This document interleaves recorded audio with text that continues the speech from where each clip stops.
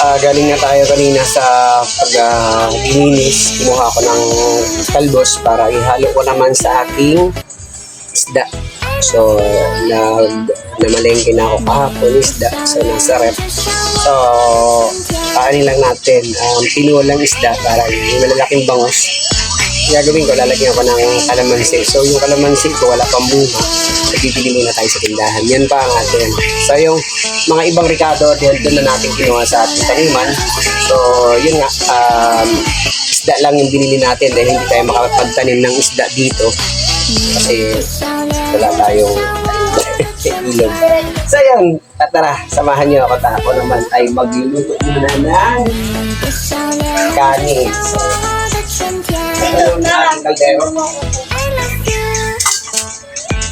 So, diretso na tayo dahil. Nakakasan yung aso.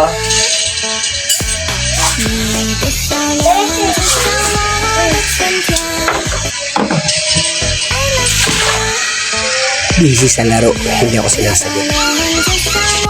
Grabe ang mga bata, no? Basta nakapokus talaga sa cellphone. Kahit anong utos mo, hindi ka nila papansinin kasi nga nakapokus sa cellphone. Yan din ang dahilan kung bakit nahati yung oras ko sa paglilinis ng aking taniman. Tapos syempre kailangan ko magluto, kailangan ko magsaing kasi yung mga bata, pagtapos niyan maglaro, kakain yan, magugutumin yan. So talagang hindi pa masyadong maasahan yung mga bata dahil nga kulang pa yung edad nila para maglinis at magluto, mag-asikaso sa bahay, no? So lahat-lahat talaga akin muna.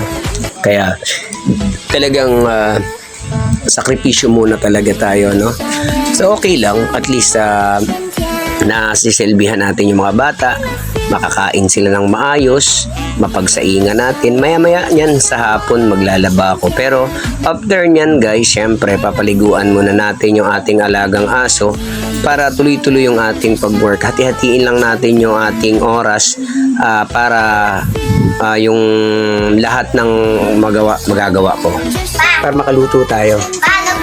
Let's go tayo guys. Tara mamaya, videohan natin si Tyra para doon sa kanyang pagliligo.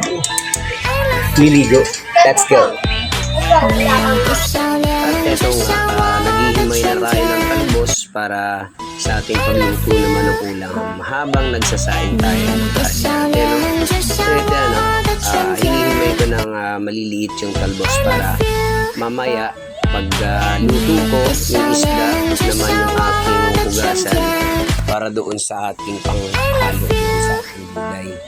So yan lang yung ating gulay ngayon. Talbos, lalagyan natin siya ng isda, 4 na pirasong malalaking galunggong. Papaliguin ko muna sa mga to. Tapos aso naman mamaya. So yun nga, habang nagsasaing ako ng kanin, nahimay ko na yung aking talbos. Ngayon naman yung aking alagang aso, siya naman ang ating papaliguan. Yan si Tyra, no? So kailangan nating paliguan yung asa para hindi siya mainitan dahil nga sa kapal ng kanyang balahibo. Kailangan malamig lang yung kanyang tsaka para hindi siya magkamot. Yan nga pala yung shampoo niya, no? Nilagay ko sa Sondrox. Pero hindi yan yung Sondrox, shampoo yan para yung aso laging maganda yung balahibo, tapos maalis yung mga garagapa, kuto-kuto niya kasi meron niya kasi nga sa kapal ng niya, no? Kapal ng kanyang balahibo. So yun ang inaano natin si Tyra na mapaliguan talagang palagi para laging mabango kasi nasa loob lang siya ng bahay. Hindi kasi po pwedeng madumihan kasi minsan humihiga yan sa supa, humihiga yan sa kutsyon, no? So hindi talaga dapat na madumi yung aso kaya lagi siyang naliligo araw-araw. Hindi ko po pwedeng hindi paliguan.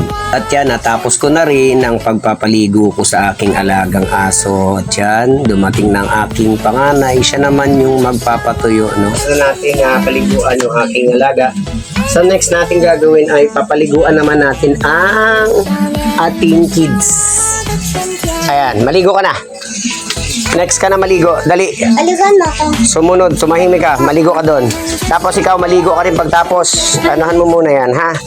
Kaya akong magluluto ako ng ulam. So, yun guys, no? Magluluto naman tayo ng ulam habang yung mga bata ay naliligo. Ang ito na kuryente ko.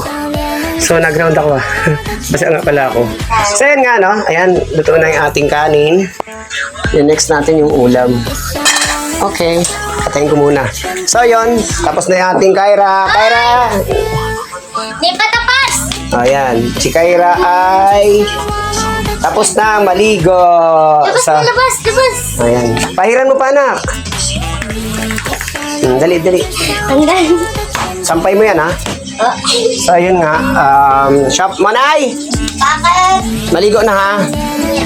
So, yun, maliligo na sila. Ako naman ay magluluto ng ulam. So, kunin natin yung ulam natin sa rep. Ito, guys, oh. So, may saging pa tayo. Ito yung ating ulam. Bakit? Maligo na. Kaya ako magtapos ko yun, ano tayo ng ano to? Isdang galunggong. So, syempre, yung galunggong natin, guys. Yan. Malalaking galunggong. 1, 2, 3,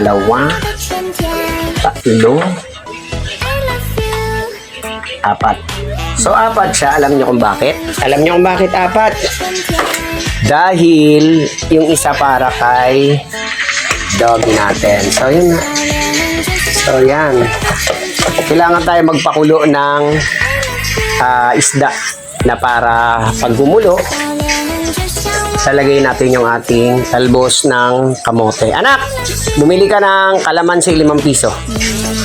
So, siya bibili ng kalamansi para doon sa dulo natin. No? Sili, kamatis, meron naman tayo nga pala. Kalamansi. Ito pala, kukuha tayo ng Ricardo. Sili at kamatis. Isa lang. Ha? Yan, oo. So, yun. Naibilis ako. Nagtipid tayo ng ating kuhan. Kasi nga, kailangan natin ng 2 lang. No? 5 piso lang. So, ayan guys, tara, lituin muna natin tong ating isda kasi luto ng ating